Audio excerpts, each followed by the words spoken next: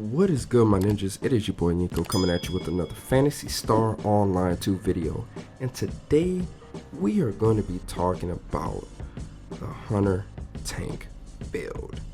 But before we get into this video, I want to let you all know that me and Fresh, we made our own alliance. Either way, if you guys are bebopping through this game by yourself and you have no alliance, or you have an inactive alliance and you guys want to play with us, this is possibly, aside from just straight out messaging us, this is possibly the best way for you to be able to play with us. I'm always looking to play with my subscribers and or viewers, and so is Fresh. So if you guys are looking to play with your boys, hit us up. Don't be shy.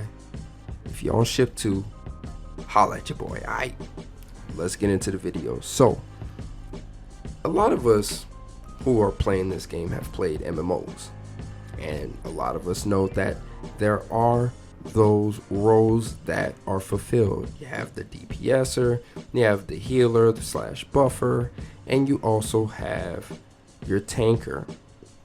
And the one thing about this game is that you don't really see that too much. You don't really see people being tanky in this game. You know, usually they try to up their attack so much that they won't have to really play that role as tanker. They could just kill insanely fast. Well, what about those gamers who aren't that good at the game?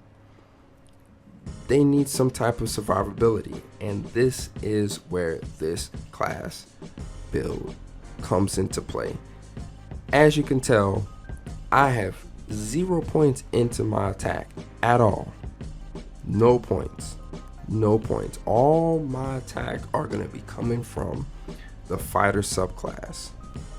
Now, I know a lot of you are like, well, that doesn't make any sense. Trust me, you're going to see these numbers and you're going to be like, oh damn, that's nice.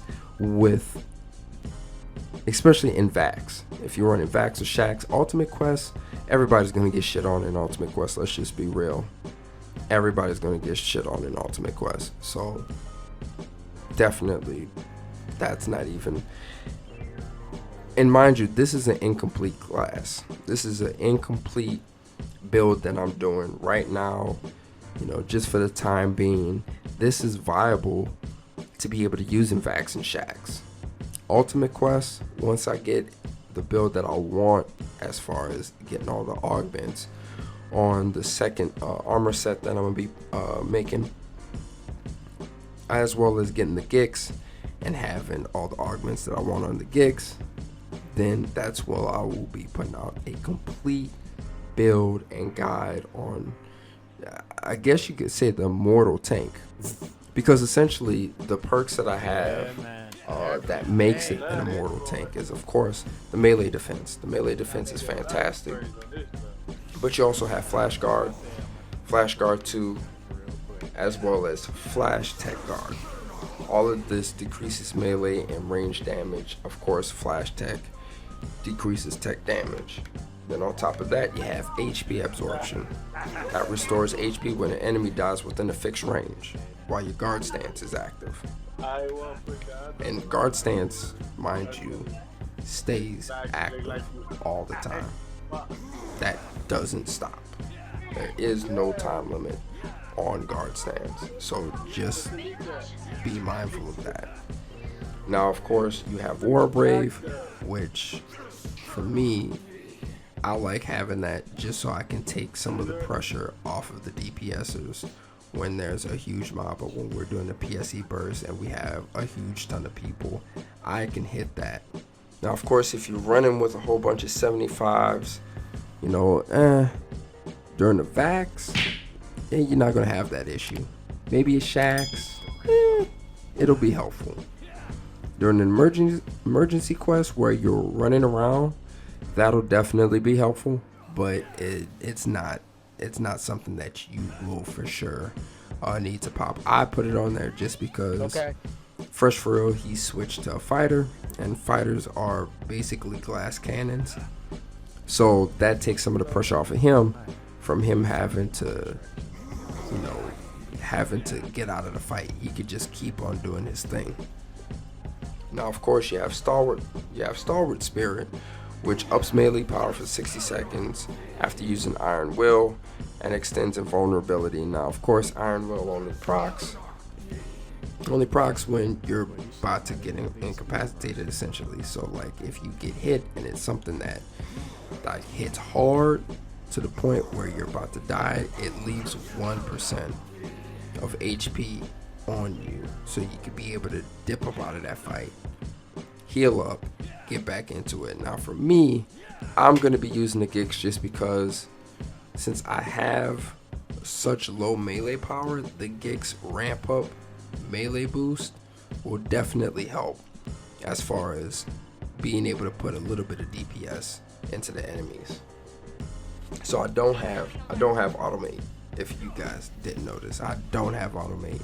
Even though automate is really good to have if you're running anything else, but if you're running like fighter, or if you're running like hunter, or if you're running any of them and you're running Gix, automate is not the move. You do not want automate. Now, so aside from that, I have all guard. Of course, I have guard stance and perfect guard, perfect counter, healing guard. Healing guard is really good, recovers your HP and the HP of others in the vicinity when you perform a successful perfect guard. It's only 5%, but trust me, that 5%, if you keep on doing it, it'll definitely add up after a while. And essentially that's it. I mean, that, you know, you have your perks that are automatically unlocked. But aside from that, you know, that's the build that I'm running as far as tank. And as you can see in the numbers don't lie. Melee wise, they're not fucking with me. They are not fucking with me. Of course, I'm gonna be putting augments for range and tech just so I'm not lacking in those areas. But aside from that, melee isn't really fucking with me like that. Like, they have to hit really hard or with an elemental or tech type power to be able to pull like big numbers for me, you know. And mind you, this is incomplete. It's not even complete yet, so that's not even saying like the amount of damage that I'll be able to eat up.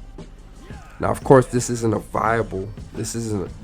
not, I am saying it is not a viable option in Ultimate Quest. Until this is complete, this is not a viable option. I've already tried it. Don't do it. You go, congratulations, you played yourself. Don't do it.